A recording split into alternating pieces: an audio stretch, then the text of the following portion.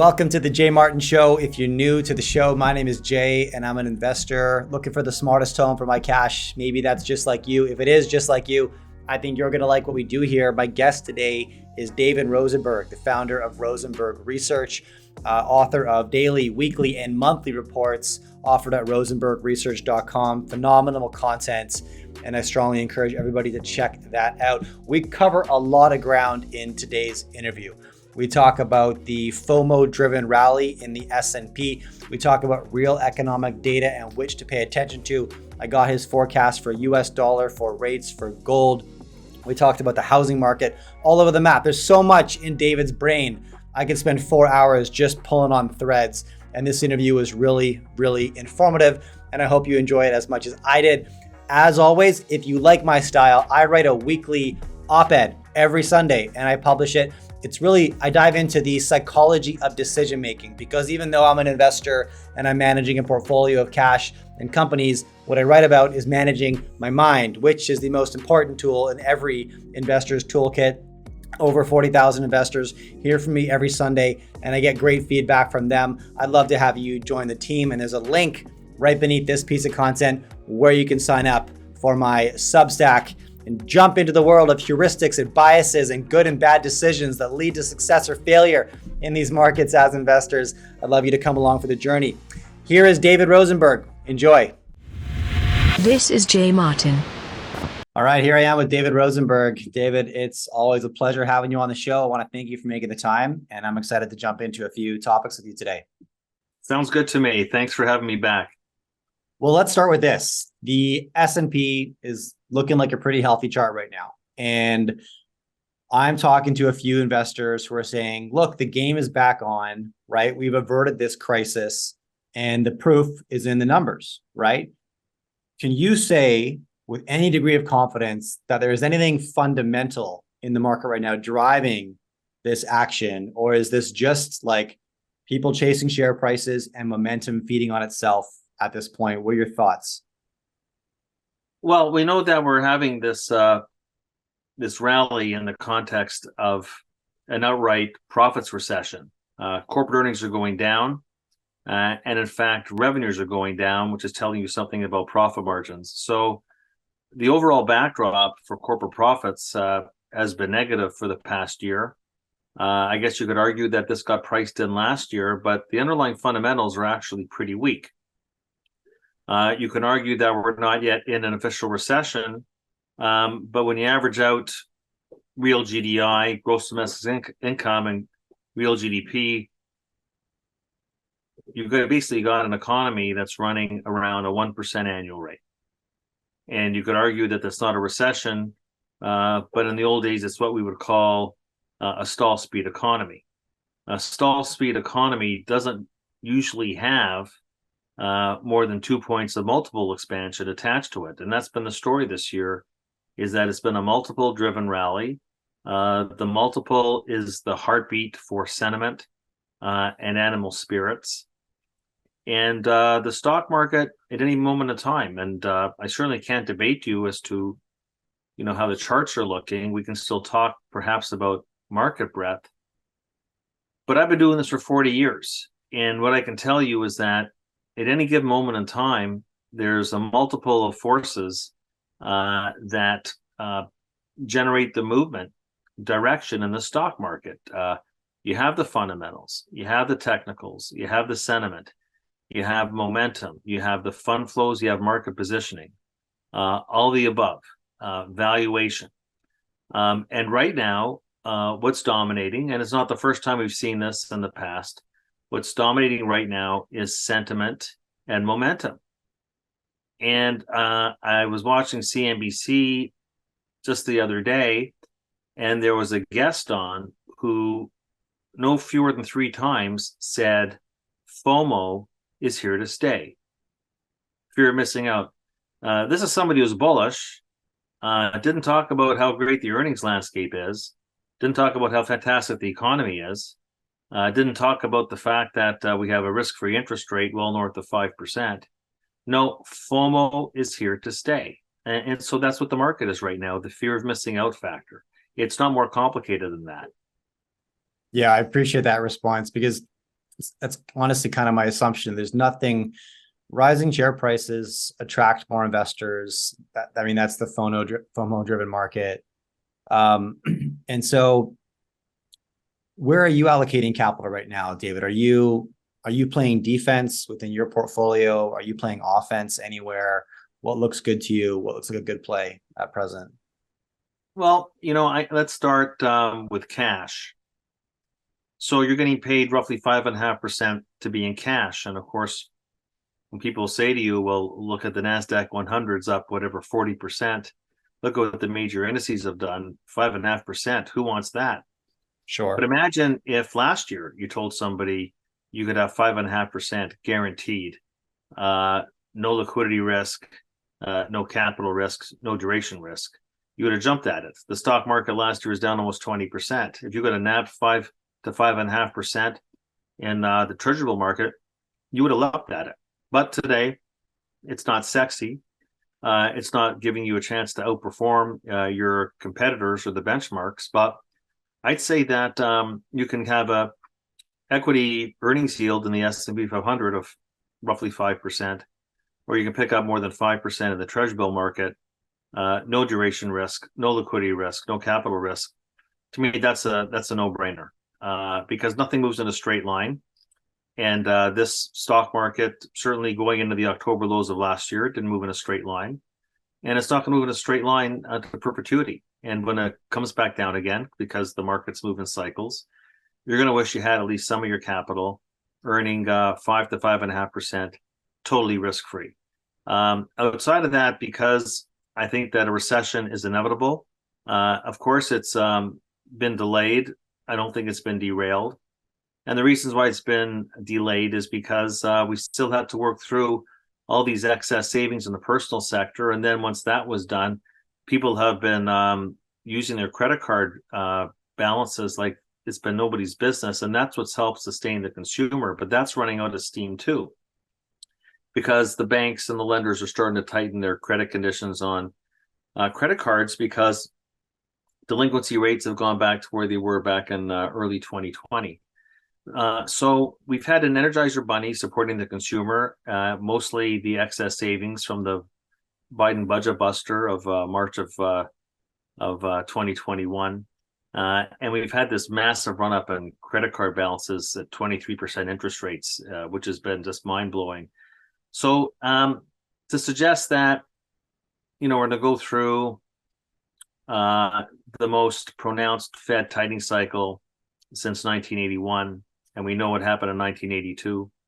And outside of Gary Shilling, nobody was calling for a recession in 1982, just like nobody's calling for one right now.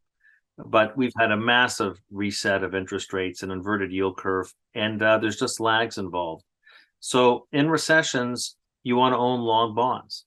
I want to have this barbell between short rates and I want to own 30-year treasuries because although the yield curve will normalize, in other words, we're only really inverted historically 15% of the time. This is a very bizarre situation that the treasury curve is inverted. It's been inverted for a year. It's not sustainable. So how will it mean revert? How will it normalize? Well, I think the days have gone by. The inflation, the growth, the credit expansion, all the things that would have taken long-term interest rates to new highs, well, that already happened last fall. So the way the yield curve is going to normalize, and I'm bowing to the holy grail of Bob Farrell's rule number 1 on mean reversion. The yield curve will mean revert. So short-term rates will come down. So you'll be very happy owning those treasury bills. And you want to own long bonds, and those yields will go down by less, but you'll get a nice big fat return because of the convexity. On top of that, I think real rates come down. Real rates come down, the dollar comes down. That is fodder for gold. So I almost call this the bond bullion barbell. I want to own gold in any form, gold bars, gold coins, the mining companies. Gold is going to be a good place to be in the next year. And outside of that, look, I like interest rates at these levels, and I think interest rates are going to be coming down.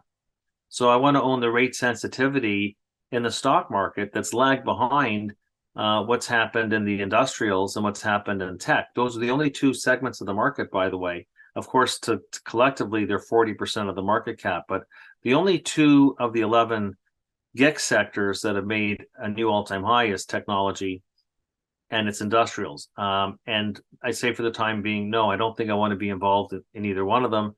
Industrials are too cyclically sensitive, and growth, which otherwise you would like with interest rates declining, are just plain too expensive for my liking. But the utilities, healthcare, staples, even some select REITs, the beaten up stuff that has interest rate sensitivity, I think is actually going to surprise. And these are under-owned sectors in the stock market as well. And if I'm looking internationally, I'd say take your profits in the USA, where the multiple is now pressing against 20. You have a forward multiple of 20 in the United States, and you have a forward multiple of 13 in Canada. And Canada is the 51st state. We just happen to have mild manners, and we probably drink more beer and eat more donuts. But you've got a gap, a valuation gap in favor of the Canadian stock market. That's a 2 standard deviation event.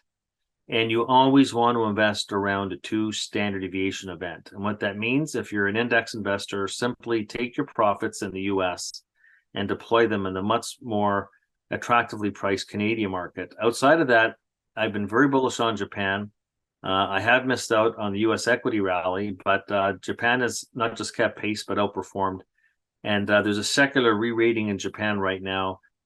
Because there's a whole new dividend and equity culture taking place right now. Japanese Inc., the corporate sector in Japan, is finally discovering that they get rewarded by taking cash off the balance sheet and giving it back to investors. So when you look at dividend growth, payout ratios, dividend yield, Japan is a great story. So that's what I'm thinking about. I'm not saying that you have to run into the hills. I'm not saying you got to buy barbed wire, canned tuna, and baked beans. But I would say that that the U.S. stock market is trading at expensive levels. It's overextended. There's other more attractive stock markets overseas, and I would say again in Canada. But my big call remains what's going to happen in the Treasury market, what I call the bull steepener. Okay, there's a handful of threads that I want to pull on there. I want to talk about the Canadian markets and what you're seeing there.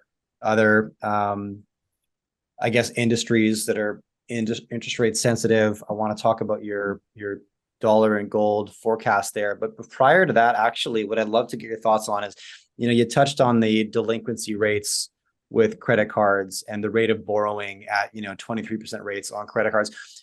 What do you think is driving that, David? Is it the standard of living that was achieved during the time of maybe excess savings a couple of years ago, 18 months ago, that's now just being maintained? Is it, I've heard you reference a couple of times that although jobs numbers are looking okay, the work week is actually shortening, so maybe earnings are going down for consumers. Like, what's behind the high interest rate borrowing and credit card delinquencies from your perspective? Well, look, the thing about the American consumer, and this comes more down to psychology, you open up the door an inch and the American consumer will kick it wide open. So I just think that we got used to this COVID mentality of YOLO, you only live once, and anger spending. Yeah, and okay. it was easy to do when you had your pocket stuffed with cash from Uncle Sam that was underwritten by Federal Reserve policy. Yeah. And then the next thing you know, it'll just run up. I mean, you look at the application rates for credit cards. Everybody wants more credit cards. People just, it's because what's happened coming out of COVID is this newfound extreme level of narcissism. I see it in my own business. I've had people who have left and said, you know what, I'm not quitting for another job. It's not because you don't pay me well. I got to go travel around the world. One of my staff said, I've got to do this. I got to do this now. And took her van and her dog and went on a trip through the States. She's there right now. Okay. So it's just this mentality of the acronym YOLO. There's FOMO. There's YOLO. We're now a world of acronyms. We don't have to speak English anymore. And so I think that's a big part of it. Is look, when you look at the historical record, when you've had this sort of stimulus, And it wasn't like FDR New Deal stimulus where you're actually building bridges and dams and transportation networks. This was just stuff people's pockets with cash, get them to spend. Historically, that sort of stimulus in the past, people saved half, spent half. This is the first time we ever had a stimulus of this nature where 100% of it got spent. So I just think it's the nature of today's consumer mentality. That if you give somebody $1, they are not going to save 10 cents, 20 cents, 30 cents. They're going to spend the whole thing. And I think that's basically it. It was actually shocking to have seen this play out, that just as the fiscal excess savings run out, I'm going to run out my credit card. It's this new mentality. And then I'm not going to pay it off. Maybe it affects my FICO score, or maybe the White House will step in to save me again. They try to save all the student debt. Maybe they'll save me on this debt. It created all the policy response to COVID, created a lot of very bad behavior and moral hazard in terms of, the extended rent relief, paying people. Imagine the mentality you have when the government pays you more in jobless benefits and the extended jobless benefits well into the recovery period and after the reopening. Think of the mentality you have about how the government is always going to be there for me. That's what happened, is that when you pay people not to work and you pay them more than they were making from their old job, and then you extend that out, that creates this mentality that I got this backstop. So why do I have to save? The government will always be there to bail me out. Look what they just did with the banks. That wasn't like a bank bailout that took place in March. And now we have all these banks traipsing around how their earnings are beating expectations because their stock prices were getting pummeled, last winter. And then the Fed once again opens up its balance sheet wide open, allows these bonds to be swapped, at par, and we're all good. We're all good. Another bailout. So I think that's the mentality we have right now. We even with Jay Powell, it's incredible. We have Jay Powell, we're going to tighten. The Fed always tightens until something breaks. Well, something breaks, and then, what do you know? We'll reopen our balance sheet, and we'll bail out these bad players. Yeah. And it's bad decisions. So, that's the reality of the situation. So that's why you're talking to me about the credit cards. Yeah. But what's happening now is you're seeing it in the data is that the rejection rate. Oh, really? New credit rejection rate. Yeah. Well, we just got the New York Fed's consumer credit access data. The application rates, people want their credit cards. The rejection rate is going way up. It's at a cycle high. I publish a weekly newsletter every Sunday. If you would like to subscribe, hit the link right beneath this video. Now, I'm an investor, but I don't write about managing money. I write about managing my mind. Without question, the hardest and most important part of allocating capital through volatility and getting some back. If you want to read my newsletter, hit the link right beneath this video. I know you'll love it. Now back to the interview. Enjoy. That is surprising to me, only because as you're walking me through this, I was thinking, I feel like I've gotten an abundance of credit card offers over the last year, like more than ever before. And maybe that's just what's that? An old refrain from Herb Stein, Ben Stein's father, who was chief economist for Richard Nixon, don't hold it against him, who famously said that anything that can't last forever by definition won't. So the fiscal excess savings story has hit the wall, and now the credit card borrowing story has hit the wall. So it's going to be very interesting to see. And then we haven't seen all the lagged impacts of what the Fed has done. To me, it's pure fantasy to believe that we've seen the economy reset in full to this dramatic run-up in interest rates. What else matters than interest rates? Only two words that matter, whether you're doing fundamental work on valuations, dividend discount models, discounted future, bringing future earnings into the present. You need interest rates. You need interest rates to do valuations. Interest rates matter for the economy, matter for the markets. And it's interesting to me that when interest rates were close to zero back in early 2020 and the market started to rip after the pandemic lows in March of that year, the experts were all saying, look, you're comparing the multiple to zero rates. This is like Jack and the Beanstalk. Right. The Fed has totally, destroyed the equity risk premium. Well, interest rates now, risk-free rates over 5%. And that's what you're benchmarking right now, the valuations. So what was a really stupid cheap stock market benchmarked against the risk-free rate in 2020 all the way into last year. Well, do the comparisons. That's what you're asking about the fundamentals. You got to do the comparisons. The comparison is always to the risk-free rate. And the same goes true for the real economy, because this is a credit-driven economy. And so the recession that everybody says it's amazing. Where's the recession? Now everybody's in the soft landing camp. You saw the Bank of America Merrill Lynch survey, I think 68% of investors, because people have to find a way to fit the narrative into the stock market. You see what I'm saying, Jay? Yeah. It all comes down to the stock market, right? It's all down. So you look at the stock market and you have to say, well, there's got to be a soft landing. There's got to be a soft landing. So people fit the narrative into the stock market as if the stock market's the only market in the world. Right. I remember full well, I was at Merrill Lynch, chief economist, and I was at the Federal Reserve in Washington on October the 9th of 2007. And why I mention that day is because the S&P 500 closed that day at a record high of 1565. And I gave my recession presentation at the Federal Reserve in Washington, and they laughed me out of the room. And on the way out, they were telling me, Mr. Rosenberg, well, they were being polite to my face. You do understand the stock market hit a new high today. Right. And the recession that nobody saw coming, December of 2007. Yeah. Yeah. 2 months later. Yeah. So, but that's what's happening. Your first question to me today was about the stock market. It's as if it's the only market. The stock market is devoid of any true economic information. It has become a get-rich-quick scheme.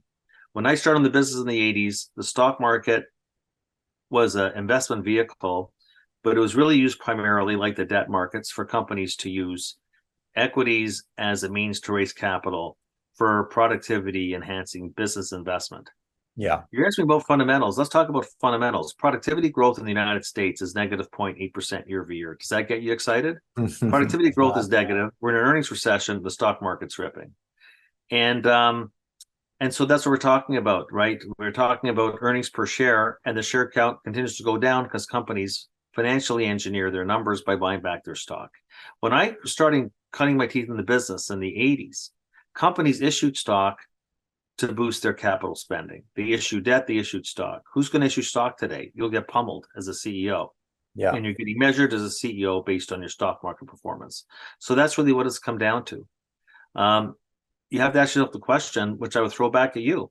If this is such a wonderful world we're in, and we're into this new period of somehow reflationary growth, soft landing, we have an overnight rate, policy rate that the Fed's about to pin next week to a 5.25%, 5.5% range.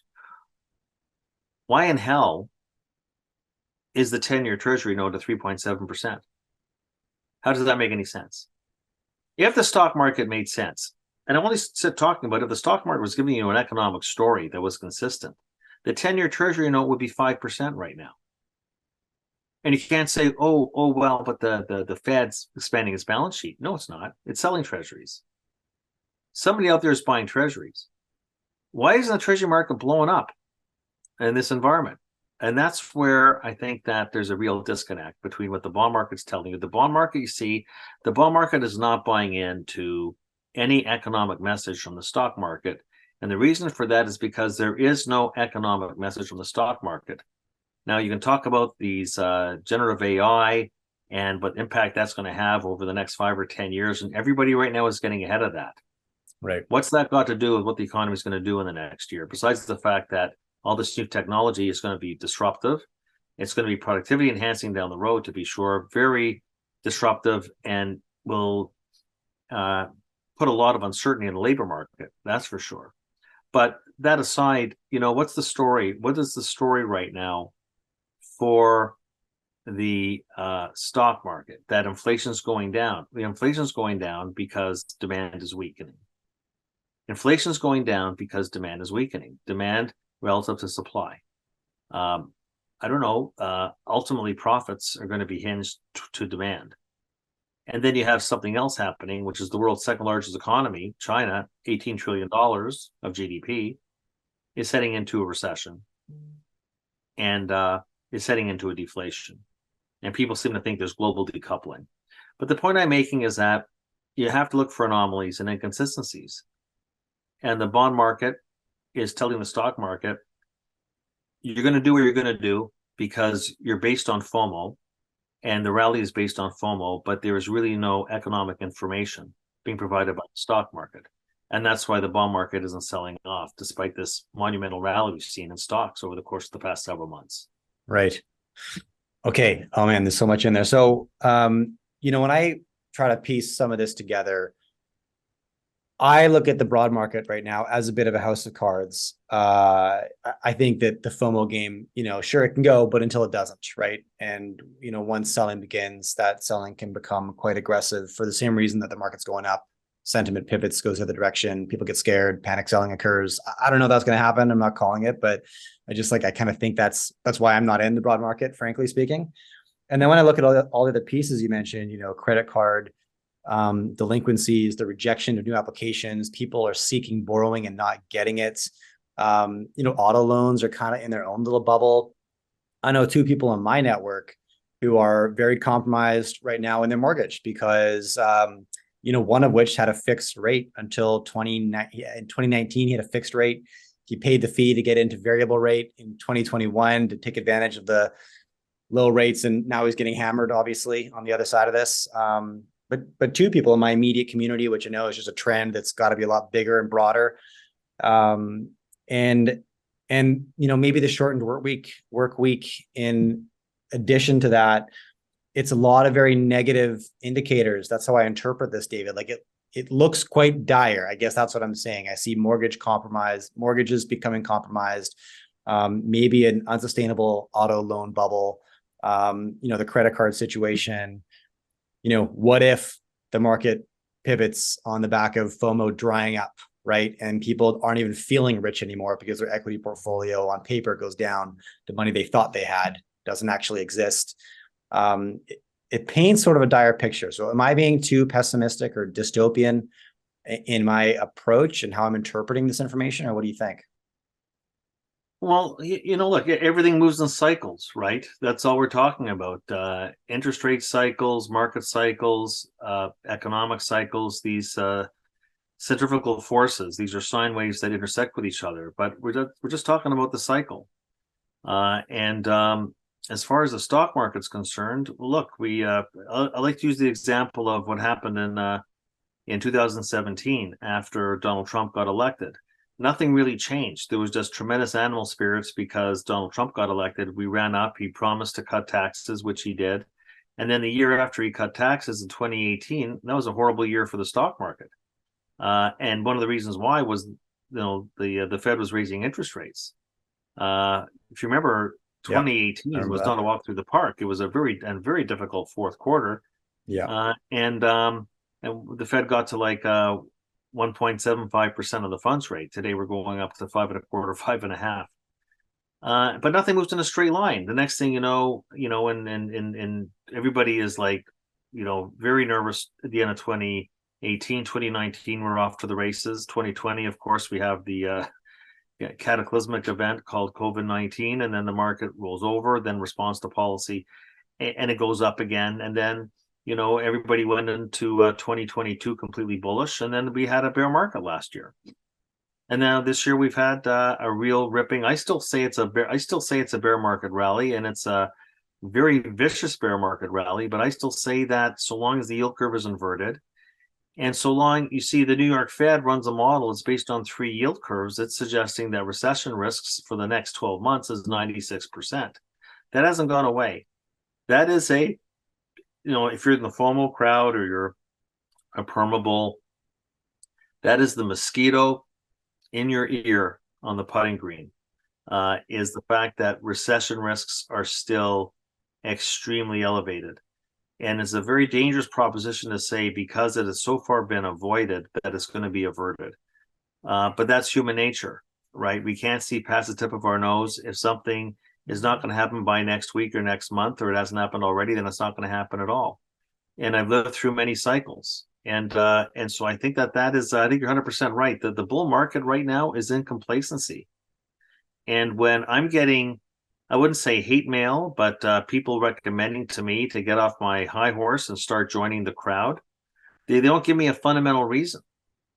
I would first to say that there was a fundamental reason on where interest rates were at zero back in March of 2020.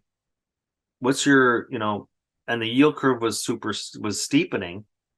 And I see people talking about the steeper yield curve. Now they don't talk about the yield curve, or they say it doesn't matter. It's all about, like you said, it's the market has just taken on, ahead of its own. The market took on ahead of its own. If you remember back in 2017, the market ripped, and it ripped on Donald Trump. Yeah.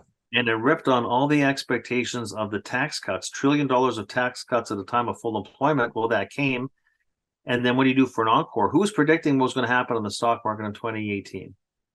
And the people that stayed long for too long got their collective head sliced off, at least for a period of time. But anyway, I look at the valuations, and I look at where interest rates are, and I look at where the economy is. I think a soft landing is a hope and a prayer. It'll be the first time that happened in the context of what the Fed has done. First time. And I'm not too fussed that hasn't happened yet. Am I surprised that the economy is not yet in recession? I guess I'm a little surprised that it's taken this long. But I was saying that in 2007 when I was at Mother Merrill. It's just sometimes the lags take a long time. The lags took a long time to kick in from the Fed this cycle because of the excess savings. That was the Energizer Bunny that kept on giving. And back in 07, I mean, everybody remembers how right I was about the housing crisis and about the recession. But I was calling for the recession throughout all of 2007, starting at the beginning of the year. It didn't start till December of 07. So for a good part of that period, I was facing the guillotine every single day I walked into the office. Yeah. But you see, the thing is that about recessions, they're like odorless gas. They sort of they sneak up on you. But that time the lags were longer because we were still feeding off the monumental wealth effect from what the housing market had provided. So there was just lags from the wealth effect. It just took longer for the Fed's rate hikes to work themselves through. This time around, it was the excess savings. It's taken longer. I don't think it's going to take a lot longer. I think that in the next year, and it might be starting next quarter, as I'm looking at the handoff of all the economic indicators, look very weak to me going into the third quarter. I mean, what did we just get? Negative housing starts, negative industrial production, and flat real retail sales. Right. Just got that within 24 hours. Let's get this straight. Negative housing starts, negative industrial production, and flat retail sales in volume terms. And so I'm being told the economy is like in great shape. It's actually much more fragile than people think. Okay, a couple of things there. I mean, I actually have a really good friend who just sold his company for sort of a life-changing sum. And for lack of a better idea, he's parked it all in GICs for 5%. He's Canadian. And based on, what, you shared with me today, I think that's probably a great idea for him to be sitting right now until he comes up with a better plan. I'm not so sure I would lock in 5 years though. Okay. But because I think in the next 5 years, look, we're going to get it. You want to keep some, that's a commitment. I think that he'll be happy he did it in one sense, but I'd want to keep some, because the yield curve is so flat or inverted, you're still getting paid to be in 3-month paper. At some point, the stock market is going to, the P multiple will mean revert. We will have a more reasonable equity risk premium, and you want to take that with the liquidity you have and buy the stock market. It's just about the cycle. So I wouldn't want to lock myself in. There's going to be a time where you will kick yourself for being locked into 5%. And that'll be when the stock market really goes to the fundamental lows. And we haven't gone there yet.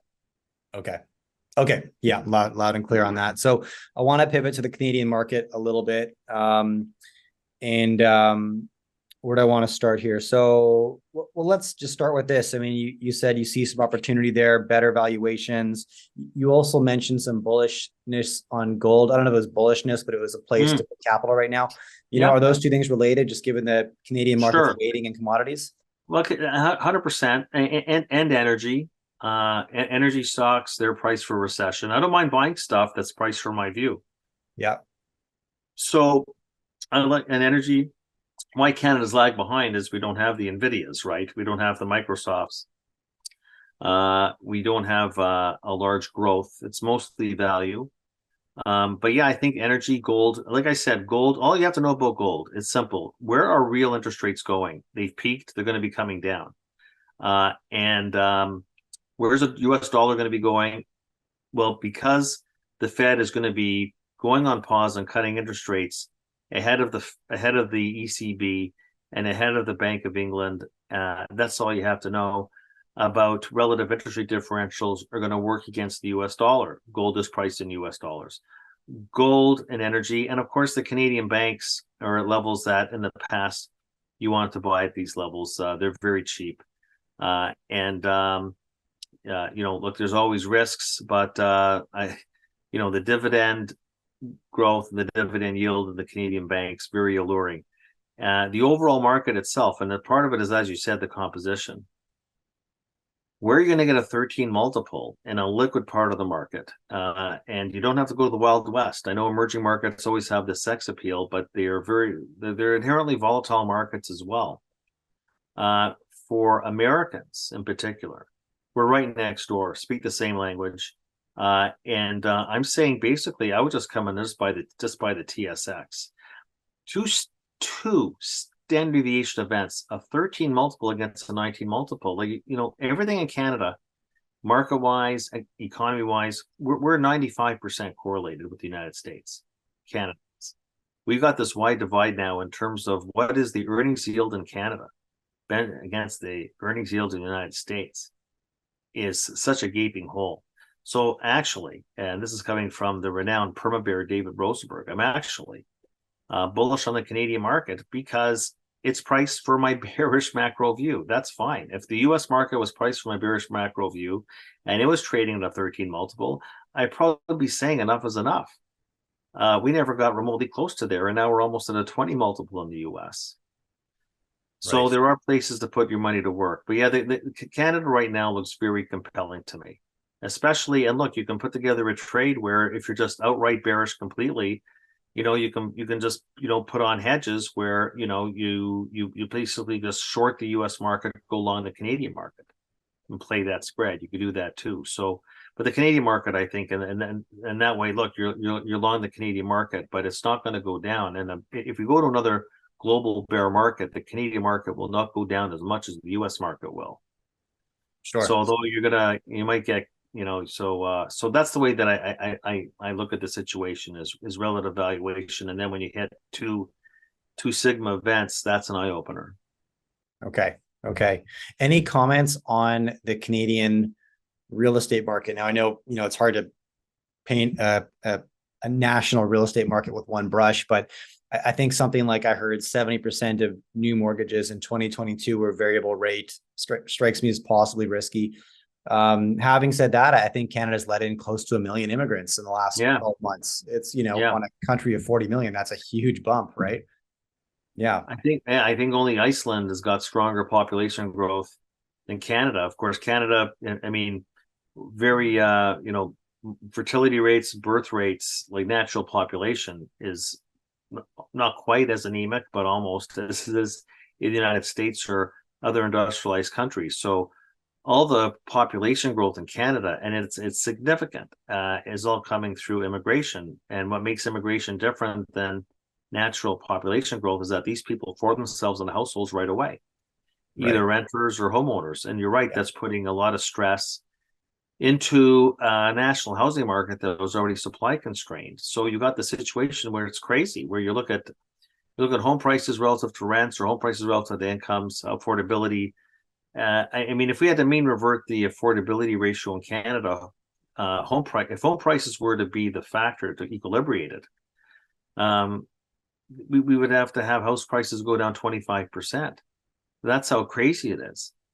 And look, we all know it's become a major social problem. We just had a new mayor elected in Toronto, and the whole thing is, please, find a way to ease these upward pressure on prices. And you're right, it's striking. I don't think I've ever seen this before. By the time John Crow, it's funny, nobody knows who John Crow is. That's all we talked about back in the late 1980s. He was Canada's Paul Volcker equivalent. By the time he raised rates, like Tiff Macklem has done, it was like sayonara, or I should say au revoir, to the Canadian housing bubble back then. Remember, we had a big bubble in the Canadian housing market, especially in South Central Ontario back in the late 1980s.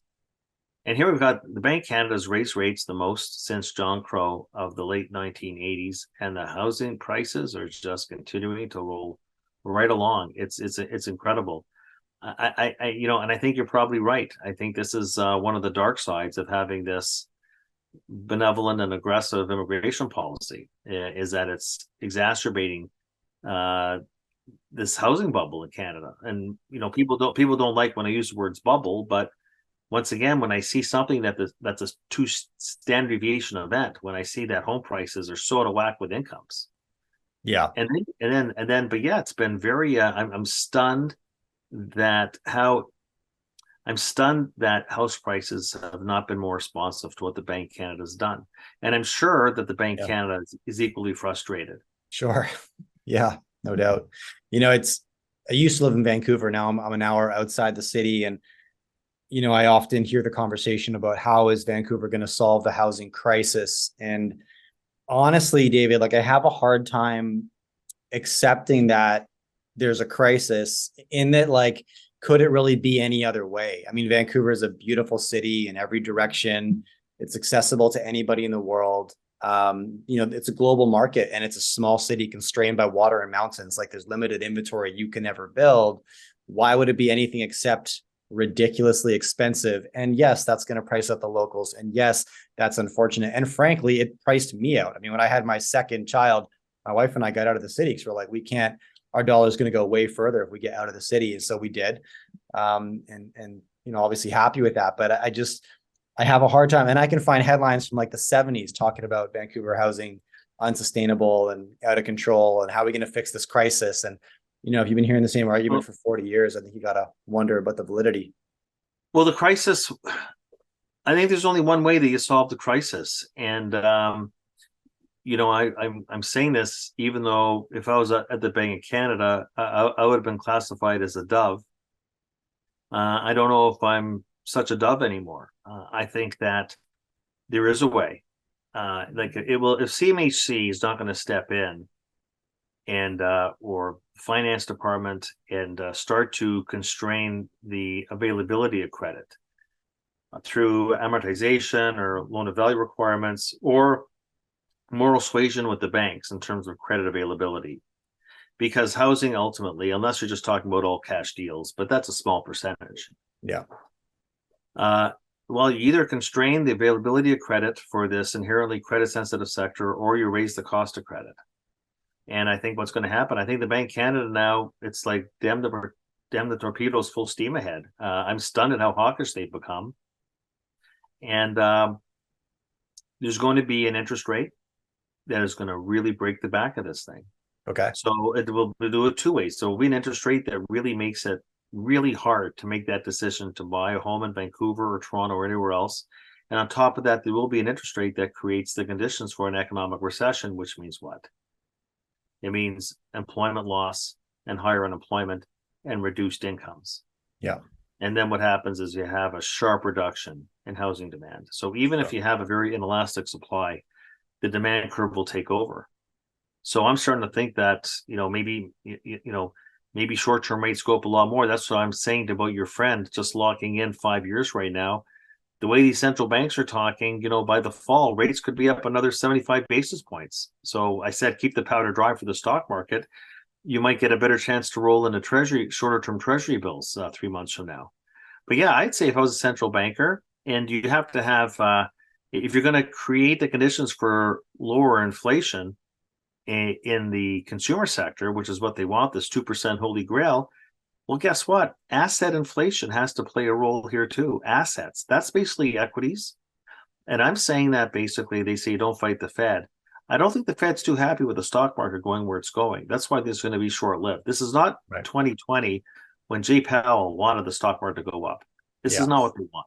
They Yeah. need to have financial conditions tighten. They need, I'm trying to say, people won't like this, to get the consumer disinflation they want, they're going to have asset deflation play a role. Well, by the way, the two assets we're talking about here are the two assets that are still spiraling upwards, which is residential real estate and equities. So that leads me to a belief that, these central banks might not be close to being done. Right. Right. Okay. Now, I want to maybe wrap up with a question on gold. You mentioned it midway through the interview, and I think you justified why gold, why now in relation to rates. Do you factor in? I'm getting a lot of questions about the central bank gold acquisitions as well, taking physical off the market and in record numbers relative to the previous 50 years. I mean, 1,200 tons, I think, in the last 12 months. They're big numbers, they're big numbers. And do you factor that into your gold thesis, or is it too distant of an event to have an impact on the price? What do you think, David? Hard to model, but it certainly is. Well, it's hard to model. It's not. I'd be bullish on gold without the central banks and especially the PBOC. Okay. Yeah. I think there's something to be said about an event that happened in the past year, which was how the administration unilaterally decided to freeze those Russian reserve assets. Yeah. And all of a sudden, you've got these different trading blocks taking place. Maybe it's between Brussels, Brazil, Saudi Arabia, Russia, India, trading oil and in renminbi, or so these little new blocks of currency blocks that are propping up, and you're noticing that the share of dollars in global reserves is going down. And all you have to know is that if you're bearish on the US dollar, and there's reasons to be bearish on the US dollar, and there's reasons to think that maybe in our lifetime that the US dollar, maybe it will not be the reserve currency. I'm not saying that, I'm throwing it out there because historians are going to be looking at that decision by the White House as a possible inflection point. Just like in 1971, when the Nixon administration closed the gold window, nobody really knew what the long-term effects are going to be, but it had all sorts of perverse effects. And I think that this is going to exacerbate the decline of the US dollar in the global trade and payments system and in reserves. That's all I need to know. Bearish on the US dollar, and we're at peak interest rates. Maybe not right at the peak, but getting close. And those are the two most powerful correlations, really, is real interest rates, which I think have peaked, going to come down, and the US dollar, which has peaked and is already in the early stages of a bear market. That's all you need to know to be bullish on gold. Okay. No, I appreciate that perspective, because it's easy to weave a lot of those narratives in to your thesis, right? And it becomes quite complex. In relation to gold, you mentioned you're looking at miners as well. So there are some equities that, that's what I'm actually putting a lot of cash right now is like mid-tier gold producers, because nobody cares about them right now, and they're spitting out good cash, and profitable at today's prices. And I can walk in with no competition, which is great. I don't expect to rally in the next, here's the thing though, I don't expect, I guess the investors to start favoring mid-tier gold producers, this or next quarter. Given my time horizon, that doesn't really matter, but it can be, it's just a tough call to make sometimes, right? To look at your time horizon and say it might be a year before any action is seen in the mid-tier gold producer market. But yeah, my latest portfolio move was buying 3-month paper and gold coins. And gold coins. Gold coins in Ottawa, stored at the vault from the Canadian Royal Mint. The beautiful gold coins. Of course, there's a premium, but when you sell them, you'll get the premium. But that's and I'm continuing to buy gold coins. Okay, interesting. All right. I want to thank you for your time today. Look, I really appreciate chatting with you, having you on the show. I want to push everybody to rosenbergresearch.com. You got a handful of products there, including the Breakfast with Dave newsletter. Definitely worth a read and worth checking out. Anything else you want to leave my audience with today, Dave? Well, look, it was a pleasure being on. And I would just say, please come to the, just Google Rosenberg Research. And if you do that, you'll come onto the website and take 30 seconds to fill out the form, and voila, you'll get a 30-day free trial for everything that I do. 30 days free. My favorite four-letter word that starts with F, free. Yeah. And it dovetails nicely with my deflation call. So please take advantage of that. Yeah, and it's a no-brainer because you do get full access, and there's daily, weekly, and monthly reports that you put out. So rosenbergresearch.com, I'll drop that in the show notes so anybody can just have quick access. But you know, it's a no-brainer. So head that direction. Once again, Dave, thanks for your time. I really appreciate it. You too. All the best. Thank you for tuning in. I hope you enjoyed this conversation. Now, if you want to take the next step, I publish a weekly newsletter and it's free. There's a link to subscribe right beneath this video, and you can join me and 50,000 other investors weekly for this exclusive content where I share my key action items and takeaways from conversations just like this and plenty others. Thanks for stopping by.